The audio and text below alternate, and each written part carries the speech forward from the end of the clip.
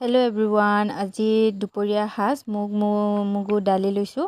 তাৰপিছত এটা পিঁয়াজ, নহৰু 200মান, জলকীয়া এটা আৰু কটা জিৰা, হালধি, নিমখ আৰু কেঁচা তেল দি কেনে এইখিনি মই মিক্স কৰি ল'ম। লৈ পানী দি সেইটো হুইচেল মাৰিব দিছিলোঁ। তাৰপিছত ব্ৰকলি আলু ভাজি তাতে পাঁচফোৰণ দি তেল দি সেইখিনি ভাজি ল'ম। নিমখ হালধি দিছোঁ, নৰ্মেলি ভাজি লৈ ল'ম। তাৰপিছত শুকনা মাছ, বেঙেনা, আলু আৰু ব্ৰকলিৰ ঠাৰাটো আছিলে যে সেইটো দি অলপ চটচটি টাইপ বনাম। তো ইয়াতে মই পাঁচফোৰণ দিলোঁ, পিঁয়াজ জলকীয়া দি এইখিনি মই দি দিম। বেলেগ একো মছলা দিয়া নাই। 400মান নহৰু থেতেলি তাতে দি দিম। নিমখ হালধি দি দিছোঁ। সেইকাৰণে অলপ সিদ্ধ হ'বৰ কাৰণে পানী দিম। পানী দি এইখিনি নহৰুখিনি থেতেলি ল'লোঁ। এইখিনি হৈ গৈছে। এইপিনে মই দালিটো ওলাই থৈ দিছোঁ।